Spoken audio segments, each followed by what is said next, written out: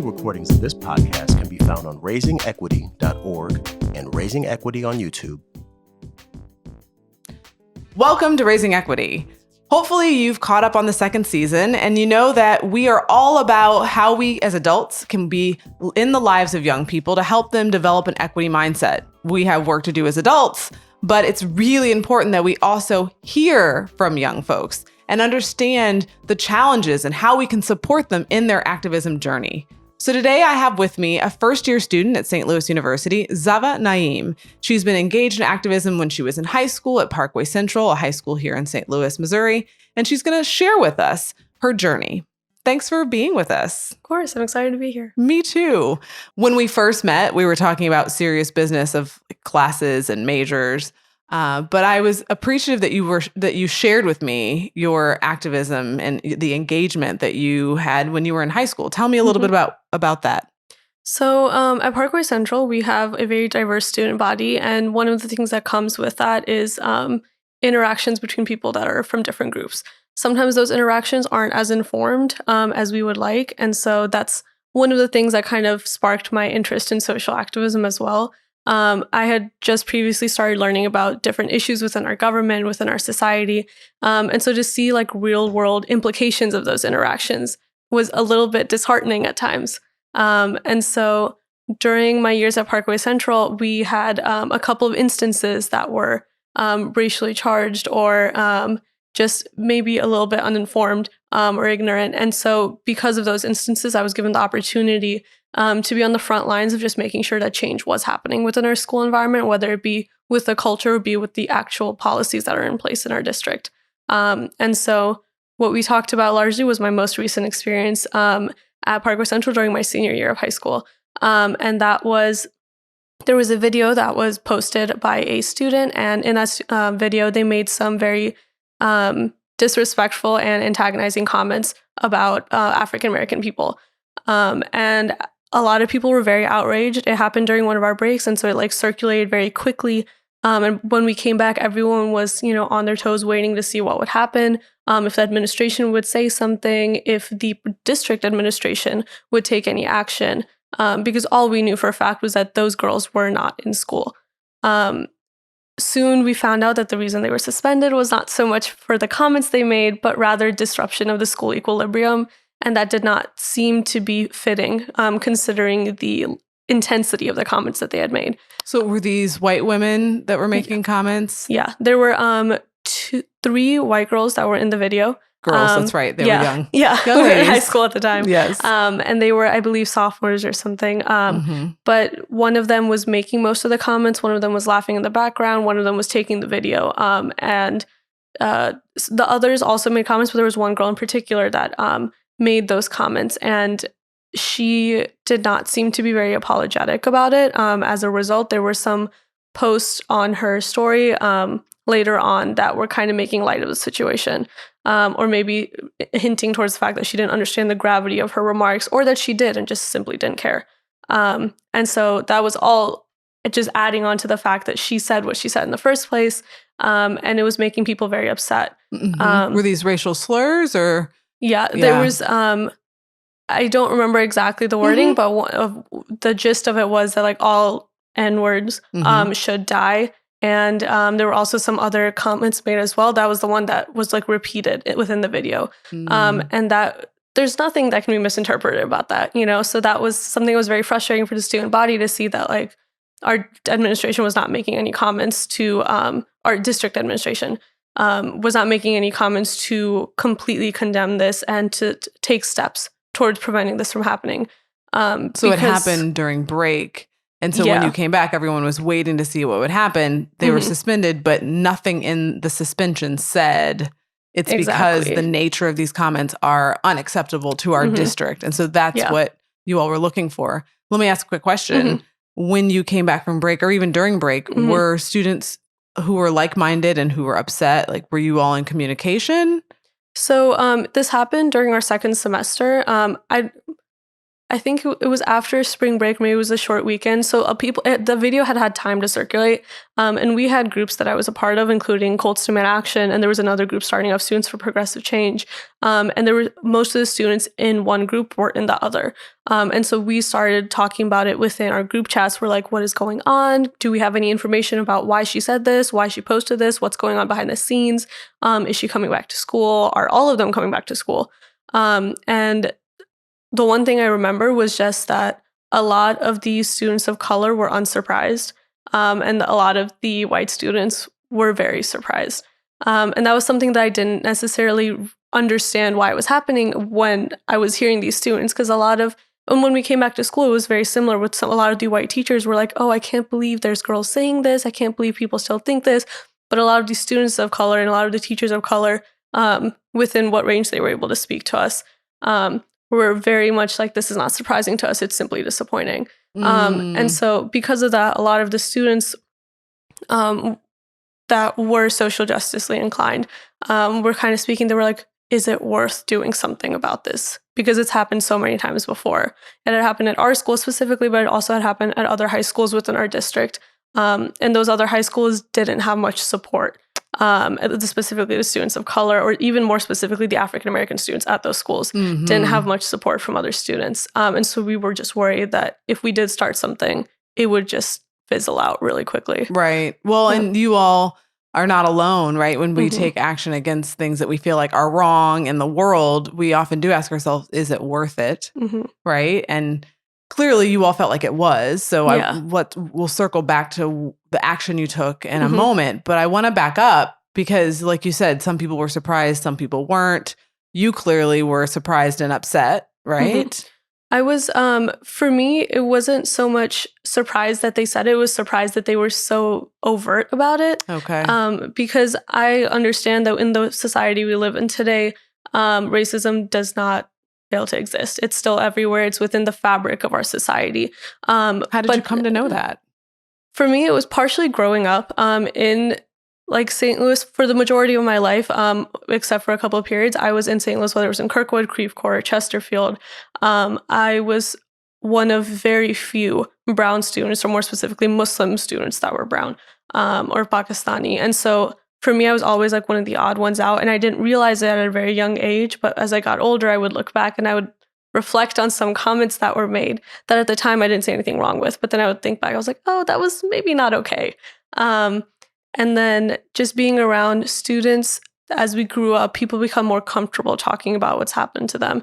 And so I would sit there and I would listen to my like peers' stories about what they had dealt with and how they didn't know what to do in response, whether it was people looking at them like suspiciously if they walked into a high-end store, or whether it was cops pulling them over more than others, or whether specific police officers would let students off with warnings that maybe other students got tickets for.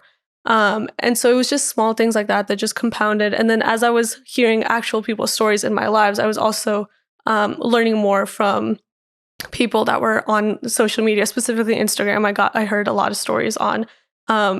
And then I would also see articles, and it was just everything compounding together made me realize that maybe everything wasn't as perfect as we try to act it like it is now. Yeah. No, it's interesting that you say that, because people and adults often slam social media, like, oh, young people and their social media, all right? When you just highlighted what I think a lot of people use it for. You learn. You read people's stories. You follow people. You can learn on social media that it's not just a site for bullying.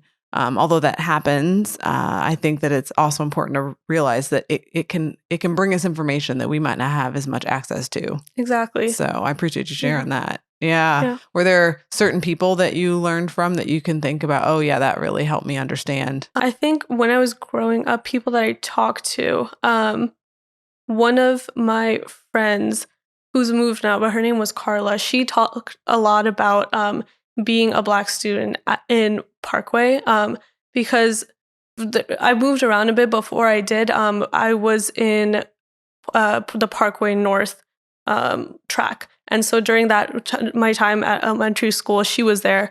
And then we lost touch a bit because of lines that changed. But then when I came back to Central, she was there as well. And so we had this kind of disconnect over a couple of years. But then when I came back, we were both different people, and we had grown a little bit. And she was one of the first people I talked to that actually talked openly to me about what she dealt with as a Black student, and more like as a Black girl in these institutions, where sometimes teachers maybe underestimated her and other students that were in her position and their intelligence, or maybe kind of blamed them if there was a disruption, not realizing that it was like the students next to them, because they had these preconceived notions about who would be the one disrupting class.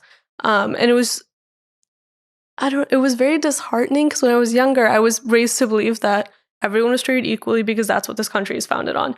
But then just hearing people, I realized that maybe the only reason people think like that is because they don't listen to the people that are dealing with issues, and are dealing with the disrespect that they have to on a daily basis. And so that blissful ignorance that allows us to think that the country is fine and that our schools are fine and our communities are okay, is not a luxury that students and children or people of color in general get to have. You know? When did that awareness develop in you? For me, it was roughly around 8th grade. And it was kind of at the same time when I got social media, because before that, it was very much just like what was on the news. And I didn't watch the news much. I was, in middle school. And they didn't talk about this stuff in school just because the curriculum didn't dictate that they should. And which isn't on the teachers, it's more on the greater powers at play that decide the curriculums. But I didn't learn much about it from an academic standpoint. When I got social media, I started to find different accounts that were that would show up on my Discover page. And all these posts would be related to different topics relating to like feminism, relating to egalitarianism, relating to racism, sexism, xenophobia, homophobia, all these types of things. And a lot of these terms I didn't even know existed. I didn't know what intersectional feminism was until like my freshman or sophomore year. Just because it had such a negative connotation attached to it. I was like, oh, I don't want to be near that. People say that feminists are bad, and like they say that, like people that are trying to engage in social activism or social justice were SJWs or social justice warriors. And that was considered to be a bad thing. And so when I got social media, I was able to see that it was just a huge misconception. And it was just very stereotyping, because people don't want to listen to people that disrupt the equilibrium. And so once I got social media, I was able to learn about all these types of different issues. And I realized that it was something I was passionate about, because growing up, I'd always wanted to treat everyone in my life the same, or when people need, or in a more equitable way, I would say. And so to see that there was an outlet that I could have to turn this desire into an actual passion, into actual change, was something revolutionary for me. And it was something that I knew that even alongside whatever I may choose as my career, I wanted to pursue for the rest of my life.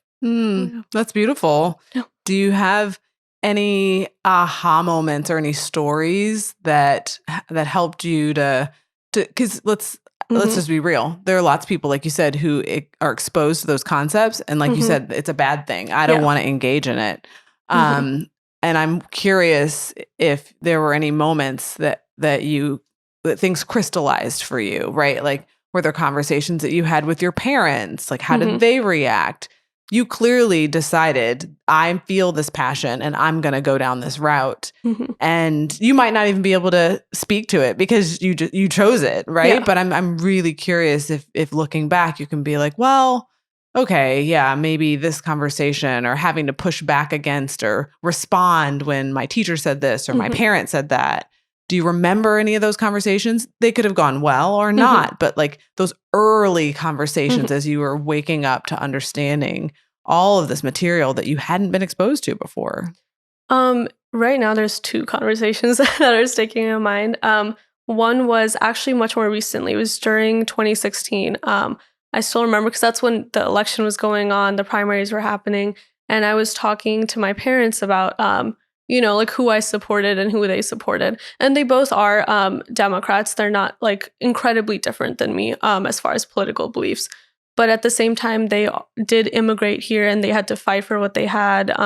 And my dad, even though he is in a profession that is very well respected, started off working at gas stations to pay off his bills and pay off his tuition. And so he is very much what the stereotypical American dream is. You start with nothing and then you're able to go and be successful. which meant that he had a little bit of a different attitude towards certain things like welfare, because he was like, if I can do it, other people can do it too. And he means it in a well-meaning way. He's like, I had support, but I was able to succeed. And so I hope that other people can as well. And so we had a little bit of a difference in opinion in who we supported, with him characterizing the person I supported as someone that the children were behind. Because oftentimes Senator Sanders was someone that was associated with beliefs that are maybe intangible to other people. And they think that he can't make, at the time, people didn't think that it was a reality that could be achieved. And so I remember during that conversation, there were, it was very much, it wasn't in a malicious way, but it was like they didn't understand necessarily that what I believed was truly what I believed, and not just because of my age. And it was because I had learned about the issues. I had looked them up. I had researched. I hadn't just looked at one news article and thought, okay, this is enough information for me. I had done the research, and albeit I didn't have maybe all the same experiences they did, I did have enough of maturity in my mind that I could decide who I supported, even if I may not have been able to vote back then. And so I just remember during that conversation feeling kind of frustrated, like, I don't understand why I'm not being taken seriously for what I believe in. And over the years, they've come around. Maybe they don't have the same beliefs as me, but they respect my beliefs now, and they understand why I support what I support. And they chose to look past the initial superficial level of stereotypes that are around, like, quote unquote, like feminists, for instance, or around people that supported Senator Sanders or any of that. They saw that, like, there is more substance to these movements than they may have realized. And then the other experience I had was also very similar. It was with some family friends of mine, and we were in their basement watching a movie, and then at some point it turns towards politics. And I remember it was much earlier. I think it was probably around 7 or 8 years ago. We were younger, and we were talking, and I remembered asking them, because this is the only part of the conversation I remember, but I just remember asking, I was like, do you guys even actually know what a feminist is? Because all they knew was that I aligned myself with those ideas, but they didn't understand what it meant. They had the middle school idea of it. It's someone that hates men. And so they were like, oh, I mean, I guess I don't actually know. I just know that they're not good. And I was like, okay, but like, why do you think that? And then we got to the root of it and realized after a course of maybe 10 minutes, these middle school boys now understood what a feminist was and were saying they themselves were one. And so I think that just that type of conversation where you don't necessarily completely neglect to listen to other people's sides and are willing to listen can result in a much, much better result. Because otherwise they would, if I had just been like, oh, well, you don't know what that is, well, I don't want to talk to you, doesn't really result in anything good. All it results in is more polarization. Yeah. Yes, absolutely. I feel like our future is in good hands, Zahva. It really makes me excited to hear you talk about how you came to understand concepts like feminism and the importance of thinking for yourself and being able to talk to people who you disagree with. Because I do think that's how we're going to be able to move forward, is have tough conversations. We can't just talk to people that we agree with. And then also I love the fact that these conversations that come to mind aren't kind of let me sit you down and talk about this dramatic conversation. They just happen. They happen because we talk about what's happening in the world. Exactly. And here we are in another presidential election time. They happen because we're watching a movie and we're talking about things. They happen because we share pieces of ourselves. And if we're open enough to share and people are open enough to ask, that we can shift those areas where we're ignorant and help people see things from our perspective. And it doesn't mean we have to agree, but at least they understood. Exactly. Yeah. And I think that the most important thing coming out of it was just that mutual respect. Because even with my conversation with my parents, they're incredible people and they've been through so much. And at the result, at the end of it, I may not have 100% agreed with everything they believed. I still respected their beliefs and I still acknowledged that this is where they're coming from and they're still on the same side as me. Maybe I'm just a little further down than they are. And it was very interesting to hear about why they believed what they believe instead of just looking at their positions on certain issues and just ending it there. Because I think that looking at people's inspiration and looking at their motivation to engage in certain beliefs is to a certain level almost as important as just their position itself. Because once you understand why they believe the way they do, you can start to explain to them why you believe that your side is correct, or why you believe that your side is more worthy of attention. Otherwise, everyone's just stuck on their own sides and there's no wiggle room. Yeah, no, it is. It's important to understand, I would say, how people come to understand their decisions, the meaning making, right? How they make meaning of what they believe. It's really important that we pause to not just judge, but to hear how people make meaning of their position. And like you said, it might not even be something that they thought about in terms of you being able to share your perspective, but at least you're having a conversation and not just saying, well, because you don't understand this, we're done. Or because you are going to vote differently, we're done. That actually doesn't help us move forward. I wonder, I often talk about how different aspects of our own identity kind of help us to have windows into other people's experiences. And I am just wondering, as a Pakistani Muslim here in St. Louis, how has that been growing up in a city that's pretty black and white?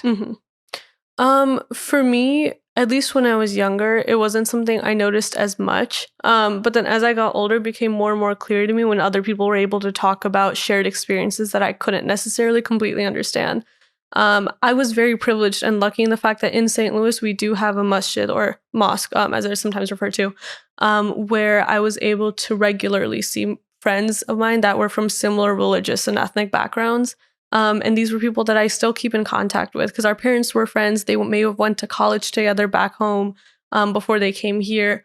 And it was kind of this sense of community where it's not just based on whether you guys have similar interests, but it's based on whether or not you have similar experiences. When I was in school, I didn't really have many friends that were of different ethnic backgrounds up until probably high school. During my junior and senior year, that's when I found a group, and my friend group was very ethnically diverse. There were people that aligned themselves with LGBTQ identities that were a part of our group. There was different religions or lack of religions that were present in our group. And it was something that our friend group became known for, but sometimes I wonder if that wasn't necessarily the best thing because I loved being a part of my friend group and I loved hearing everyone's experiences. But that also made me think that if our group has all of the quote unquote minorities, then what about the other friend groups? That means that they were all very much like not homogenous. They were very homogenous. And we were all so proud to be friends with each other. And we were so excited to share with each other our cultures, and it was wonderful. And I still am friends with all of those people because they're incredible human beings.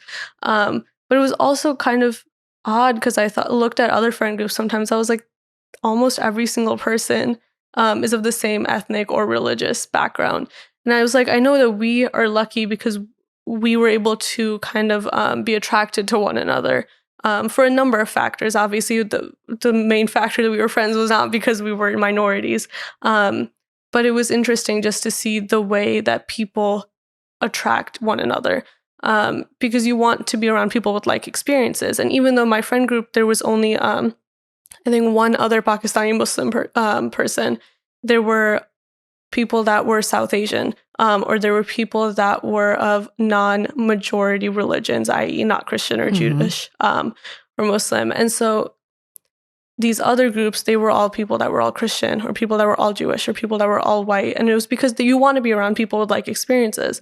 And it's understandable. It's human. You want to be with a community at all times. But it just struck me as a little bit odd sometimes because even though we enjoyed our time together, I wondered why everyone else thought it was so abnormal, that we were all together. Because I think my school was maybe like 60 or 70% white. And so it was just interesting to see these pockets of minorities and then there was everyone else. And it was like almost, in a way, it was almost like self-segregation without meaning to, that we went with each other. And I don't regret a single thing. I loved it. I loved learning about everyone. And it made sense because we all went through experiences that maybe other people didn't go through. And so we found each other. But it was still a little bit surprising when I look back to think that it was like so starkly different. Like you knew that these kids were all together and these kids were all together, which was very interesting. Yeah, high school and middle school too, but high school can be like that. There's a book called Why Are All the Black Kids Sitting Together in the Cafeteria? And Other Conversations About Race. Have you heard of that one? I've heard of it. Haven't had a chance to read it yet. Yeah, no, it's an oldie but goodie. Yeah. It's a great one. So Beverly Tatum wrote that, and she wrote it because people were kind of asking that question, and you speak a little bit to it in that, developmentally, people like to be with people who are like them, right? Like the football players sit together, the cheerleaders sit together, and we don't often say, hey, you guys are self-segregating. Stop sitting with the drama people. Stop sitting with the band people. Like, we understand, like, those are their people. And oftentimes those groups, young people don't have opportunities to interact with people outside of those groups. So I often share with folks when I do work in schools is like, it's not that we need to break those groups up. It's that we need to add opportunities for them to interact across lines of difference and get to know each other. Maybe be surprised at the connections that they have that they didn't realize they had because they were so focused on football or so focused on cheerleading or band, right? Or marching band or right. And so it's interesting. High schools is it's an exciting time. I was going to say tough. It's that too, probably, but it's a little bit of developmentally. Both, And I think even with that, I was just lucky because my friend group that I was part of, they were also interest-wise, we were all over the board. Right now I have a friend and he was like very interested in art, and he's taking a gap year and he's pursuing that as well as other opportunities just to learn about service. But then on the other end of it, I also have friends that were very much involved in their orchestras and are at Ivy Leagues now, and it was just very different experiences that we were all able to share with each other. And I think that's one of the reasons that we all loved each other so much, was just because we were able to bring different things to the table, even as far as just extracurricular interests. And it sounds like you appreciated each other because often people bring something different and, that's, it gets blown off because it's not what everyone else is doing. But you all, it sounds like, appreciated the richness and the diversity in your interest. Yeah. I had a student in my research lab a few years ago who was Muslim, Palestinian Muslim, and she covered. Her sister did not, and she talked about how hard it was to be in St. Louis covering and like people making hateful comments on the street, and ended up actually doing a research study on the experience of Muslim women in particular who choose to cover. Have you had specific experiences around being Muslim? Where you felt targeted or supported? I think for me, it's a little bit different because when people see me, they assume that I'm Indian and or not Muslim since I don't wear a hijab. But for me, it was more startling to hear my friends' comments about it because a lot of them, there was times when people made quote unquote jokes about taking their hijabs off or something like that. One of my friends was in the middle of a soccer game and hers fell off, and all of her girlfriends came around her to make sure that like she was being provided with the comfort and being provided with the environment she needed to put on her hijab again. But there were certain guys that were just like staring, and it's like, you can understand for someone that wearing hijab is a personal choice they make. And even if it isn't, you cannot make that assumption. Your assumption should be it's a personal choice they're making. If it's a choice they're making and their hair is showing and it in their eyes should not be showing, don't stare. Like, I feel like that at some point should be common sense, because I've had friends that are hijabi in front of me, and when their scarf comes off, the guys will immediately cover their eyes, look away. And this is not just like men of color or Muslim men. It's like white guys, white boys, white men. Respect exactly the decision, because they see this person and they see that she is choosing to cover herself, and they're respecting that, and they're providing her with the environment she needs to reapply her hijab or something. For me, any sort of discomfort that I faced being Muslim was more in one-on-one interactions. I never had anyone yelling at me down the street, because they wouldn't be able to tell. But there was my sophomore year, the summer after sophomore year, I was volunteering in this location. And while I was there, there was this kid, and he came up and asked me, not, of course, the first question, it was just, we were having a conversation. At some point it came up, and he asked me, and he was like, oh, so, since you're Muslim, you hate all Jewish people, right? And I just kind of, I was like, I didn't think that people actually thought like this. I don't know. I was just dumbfounded. I was like, I know that people tweet this stuff or like they'll write articles about it or, it'll happen in like rural Missouri or something. But I was like, I'm sitting here in West County in St. Louis. Like, this is not exactly the most rural area in the country. And this kid is asking me this. And I was just sitting there. I was just like, how do I even begin to explain the answer to this question? And I think that was one of the first few experiences I had where it was just very like, point blank. And to some degree, I do respect him for asking me. That was not the first emotion I had once he asked. It was a lot more just frustration. But the fact that he asked me instead of continuing with that sort of bias in his life was the reason that I respected him at all, because I was like, he could have kept going the rest of his life believing that Muslims have this attitude towards people of other religions. But instead he asked me, and could he have worded it better? Obviously. But I sat there and I explained to him where that sort of misinformation comes from, what our actual attitudes are, what the difference is between people 1,500 years ago believing a certain thing and the way society changes and how that affects our beliefs now. And at the end of it, I feel like he understood much better. And he came back the next day and apologized for the way he asked it, but he was very forthcoming. He was like, I'm sorry, I didn't mean to offend you. I just wanted to ask a question and now I know I should have asked it better. And so I did respect him at the end of it. I was like, you came to a quote unquote source, because being a Muslim, maybe I was one of very few Muslims he interacted with. And I was glad that at the end of it, he did come to me.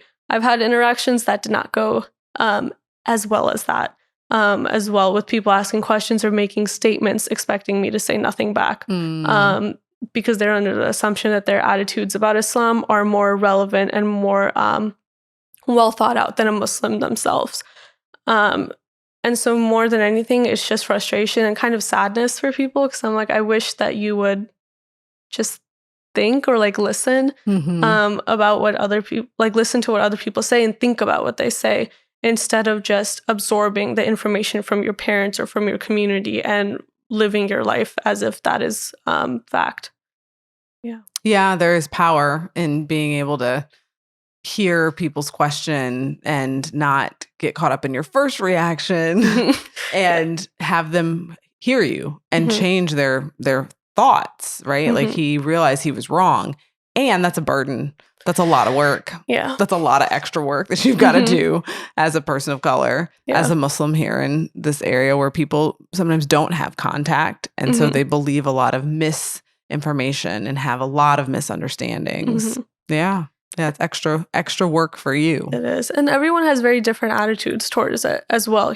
There's certain Muslims I've talked to that, there's certain minorities, whether it be religiously or ethnically, that I've talked to, that are not fans of that role, because they think that it should not be their job to educate others based on something that they can simply look up, or they can, talk amongst themselves about.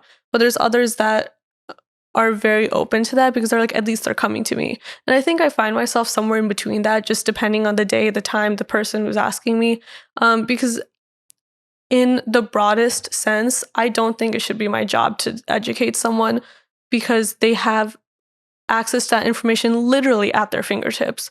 You have your phones, your laptops, your computers. If you don't have your own, there are libraries that have them for free access. You have the internet, which is such an incredible resource where you can simply look these things up. But then the other part of me is like, okay, but at least they're coming to me and not looking up some random article where the information is from someone who doesn't understand these experiences, or is simply making things up. And it's kind of hard to like teeter between these two sides, because it's difficult knowing that for some people, you're the first person they've interacted with of your identity. And so you have to give them a little bit of leeway, because it's like, you don't know any better. You were raised with a certain mindset and certain attitudes, which makes it more difficult for you to overwrite them. And so finding that balance between being patient and also being kind of expecting that you understand what I'm saying is something that I think a lot of people struggle with, especially being in my sort of position where you are the informant, I guess. Yeah, and to not feel like you're the spokesperson for the group. At the same time, you are a member, and so you have your experience and your opinion. I wanted to digress a bit and have people hear about you and who you are and how you came to this incident that happened in high school. So let's circle back. Okay. So knowing a little bit more about Zahva and how she came to see herself as a as not only a woman of color, a young lady of color and Muslim Pakistani, but also a burgeoning like social justice activist. Like you felt this passion. What happened? How did you and your friends respond, or the groups you were part of respond when you came back to school and were feeling like, this was not handled as well as we would have liked? So what we noticed was the first day we came back, because at this point we were still kind of in the position of let's wait and see what happens and then figure out how to continue forward. Our school building principal, he made an announcement, and he is someone who has been very forthcoming with his opinions and making sure that we all feel welcome in our school. And he is one of the few people in the administration within Parkway that we have felt has been a true ally to our cause at every step and every sort of position that we've had, because this isn't the first time that we've had to stage a walkout or condemn certain actions. And he's been someone who has listened to us and has taken responsibility for what has happened, even though it may not be his fault. He says, this is my school. I should be helping you guys feel better and feel more welcome. So we heard his announcement, and what did he say? He talked a lot about how these comments were not welcome at our school. And then he spoke about how they would have different sessions within. There's a room where they would have our school guidance counselors, and anyone was welcome to come in, whether it was to listen to other people's experiences or simply to talk out how people were feeling. And he was doing what he could, but at the end of it, he also said, right now, those girls may not be a school, but we haven't decided what their punishment will be. We are still working with the district administration as well as within the school's administration. And a lot of people were not super happy with that response, because although it was very good that they had these counselors available for everyone and that they were taking steps, it felt like they had time over break. And that was with the understanding that spring break is for everyone. So we had to give them a little bit of leeway that maybe some people didn't want to give, because at the end of the day, a lot of them were on vacation. They were off with their families, and then they get this call in the middle of their break. And now it's like, okay, my vacation is cut short. I need to go deal with this problem. And so they needed a little bit of time to, wrap themselves around the situation and understand what was happening. But to us as students, it was like, you had time, like, what are you doing? Like, why haven't you made a much more concrete response to this situation? So after that, a couple of days after the fact, there was, they weren't technically allowed to tell us what the punishment was because it's, student privacy.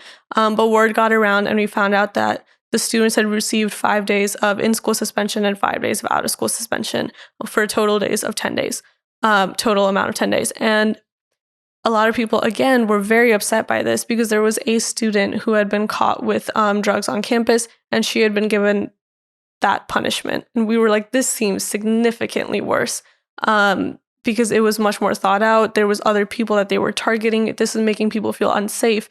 It is a threat to the school. Because you don't know what these students are capable of, because all we know right now is that they have very bigoted attitudes towards groups of people. And they were calling for violence. Exactly. It wasn't something you could even potentially argue was, a comment made in the moment. There was repetition, there was intent. And there was also the fact that the girls were intoxicated. And so that people had very different responses to. They were like, on one hand, it's like, oh, they were intoxicated, they didn't know what they were saying. But the opposing view was, when you're intoxicated, you say what you mean. And you are also showing that you maybe don't have the best sense of judgment if, as a 16-year-old, you're drinking and recording videos of one another.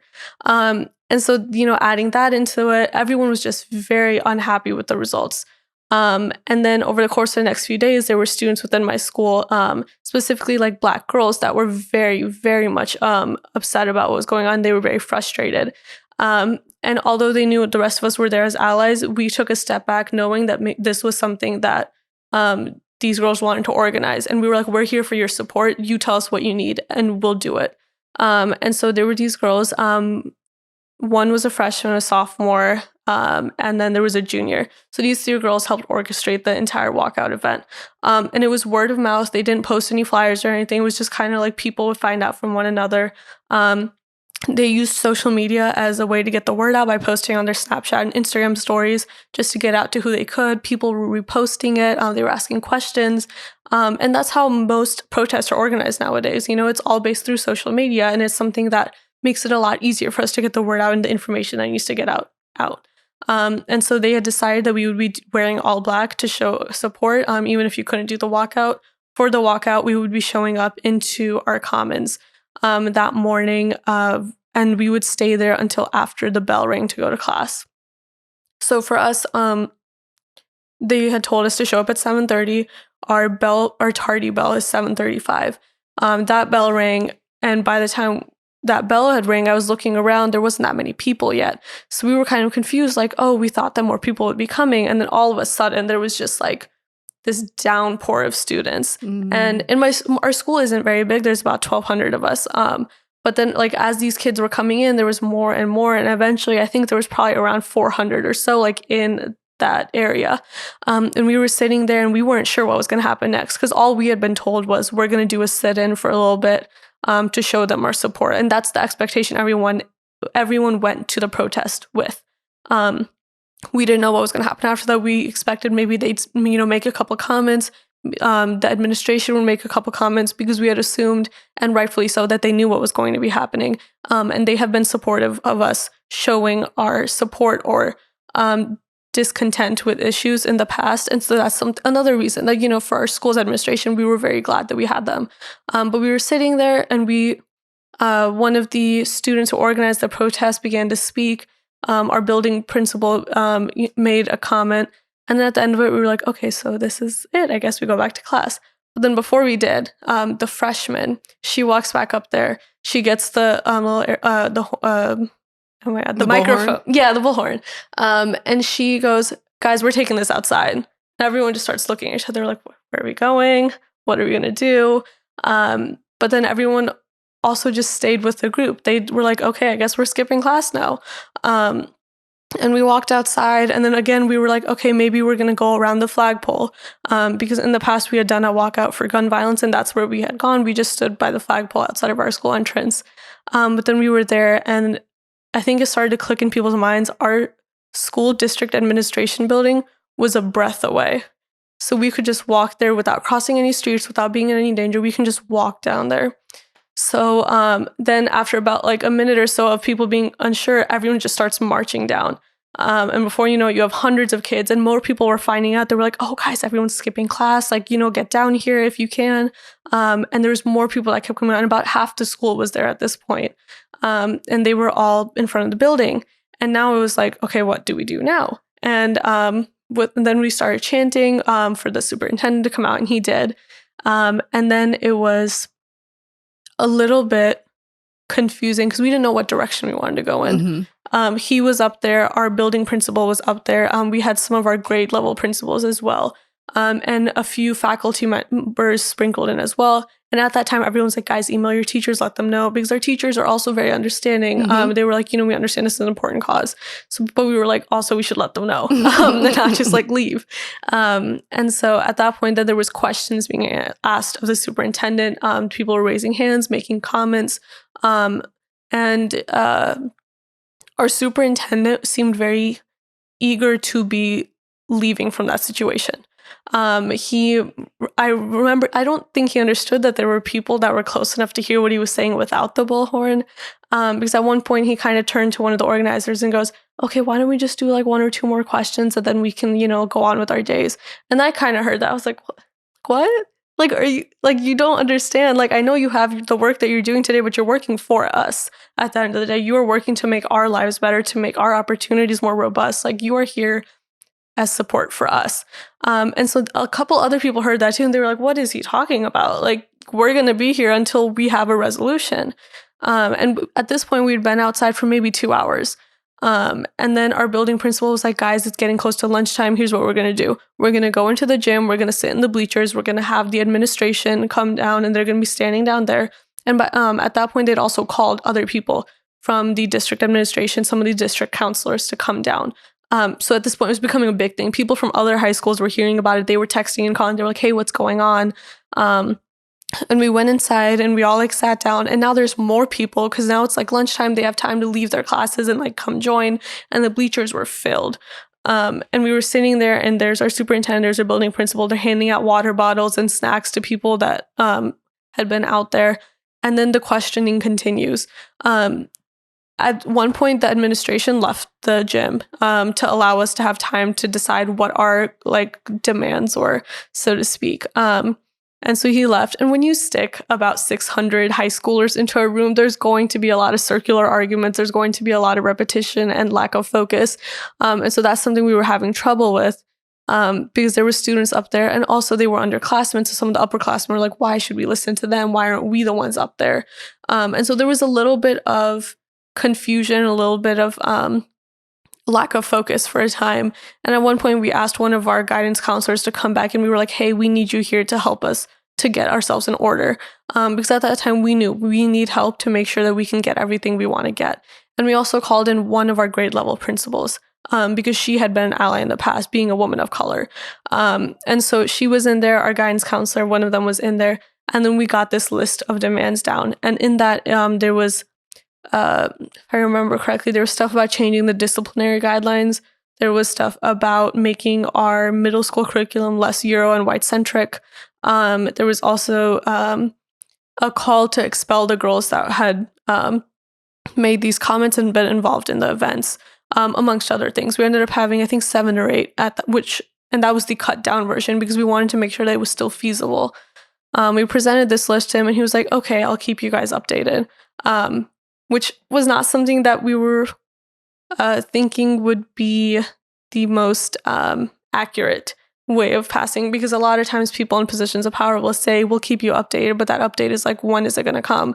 How much transparency is there? And there was this girl who was also a senior with me at the time. She stood up. She was like, okay, but what about SSJLAC?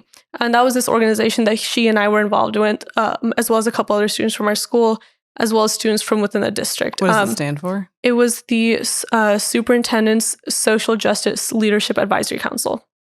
And this was a group where our mission was just to talk about different issues within the district, also to educate ourselves and learn about the literary definitions of words such as racism, power, classism, white privilege, things like that. And one of the things that was implied to me when I joined was that the superintendent would be there, and he had not been at many of the meetings.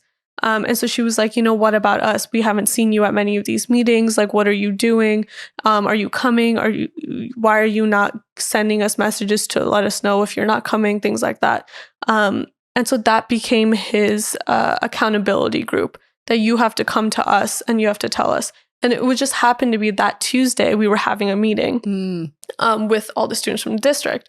So at the end of this, people were, somewhat happy. We went back to our last class of the day because we had skipped the rest of our classes. Were there consequences for people who skipped? No, there wasn't, which again is something to speak towards our building principal about, because he was very incredible throughout this entire process. And he let us know, he was like, if you guys were out here, you'll not be facing any repercussions. If any of your teachers are upset, like, let them know to talk to me, and I'll explain to them why we made this decision, and things like that. He was very much an ally and supporter of the students, which is something that we were very privileged to have, because a lot of schools would be the complete opposite. They would be expelled, suspended, wouldn't be able to make up their tests or work. But we were lucky we didn't have that issue to deal with. So that was one less obstacle we had to deal with. Right. But then after that, we went and we had our meeting on that Tuesday. And there's about, I think, 5 to 10 students from each high school that are represented in this council.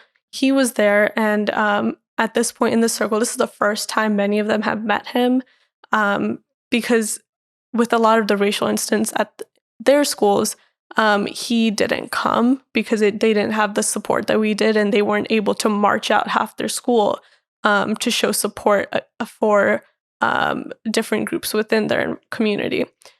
So they were there, they were expressing their discontent with how the issues at their schools have been handled, how some of them had been threatened with suspensions and expulsions, and how some of them had simply been told they couldn't walk out, even though other groups were allowed to. For instance, at one of the high schools, the group that was supporting Black Lives Matter was not allowed to walk out, but the group that was supporting common sense gun legislation was. They were like, what is this double standard? Like, why are we not allowed to do the same thing? Right. A lot of us were involved in that other walkout, so why can't we walk out for this?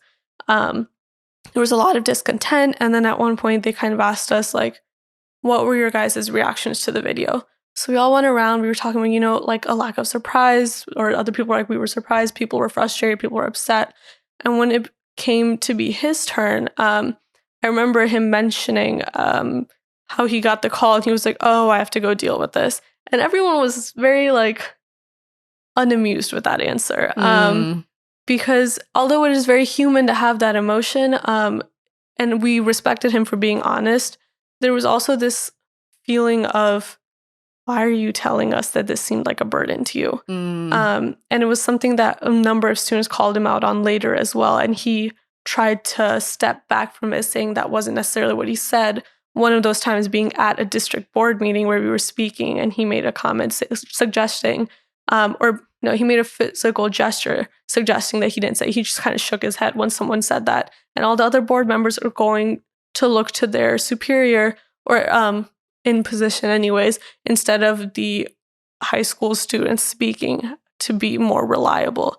And so that was something that was very confusing to us to hear, that I understand to some degree it is a burden to deal with. But again, that's what you signed up for. Like your job is to deal with these issues that students are facing. Well, and that's tough because in real time, you all had this contradiction. You had a building principal that was so supportive, but a superintendent who was kind of like, oh, this is a hassle. And that's real in terms of trying to push against the status quo, is that individuals within the system, you're going to have people who are willing to be allies and who will bend over backwards to make sure that you don't have consequences as you take these actions, and others who are like, can we just get this over with? Yeah.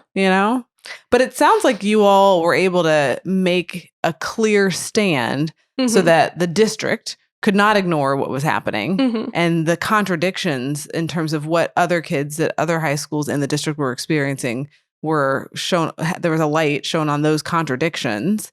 And so it seems like it was successful. Yeah, I think it definitely was. And obviously, most of the things that we were requesting couldn't happen immediately. For example, they couldn't expel these students without any reason written in the directives to expel them. So our next mission was to rewrite these disciplinary guidelines. Or with the social studies curriculum that I mentioned earlier, they actually ended up having meetings for that.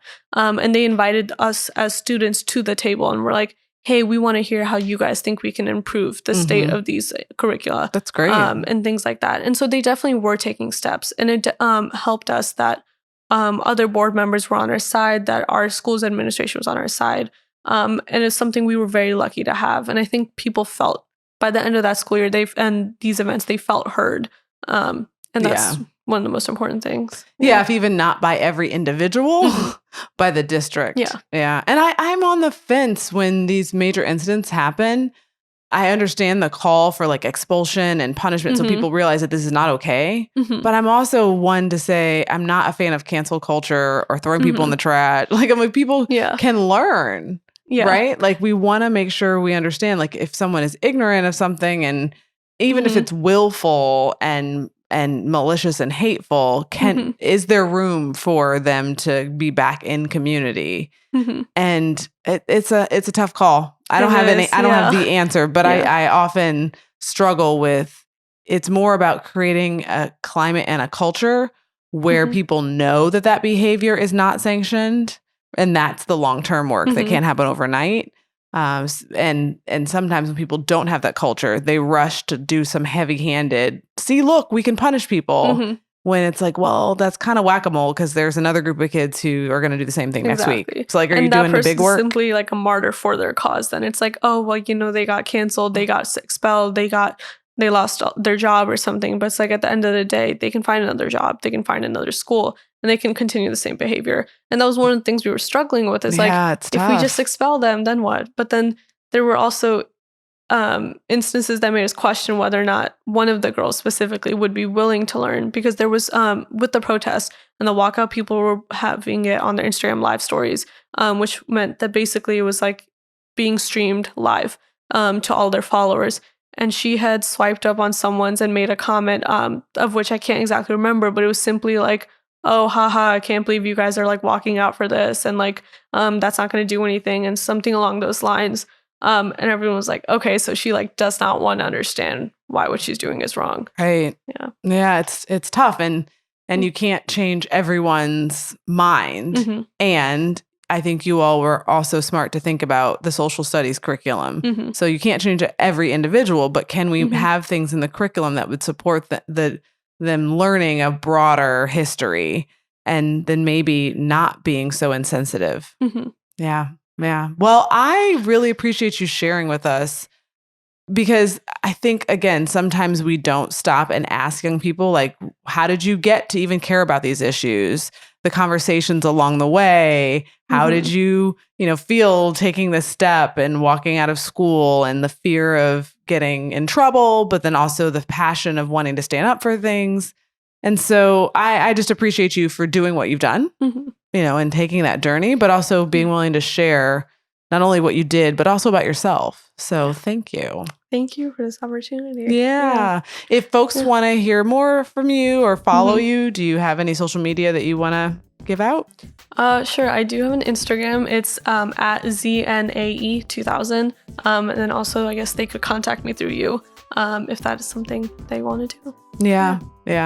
It's always exciting to me to see young people who have a passion and also are willing to use their voice for social justice issues. Because again, I feel like that's the long game, is having young people who as you step into positions of power and as you get the jobs and the positions, that you have an understanding so that you can make the climate a better one for everyone and make things more equitable. That's the goal. That is. Yeah.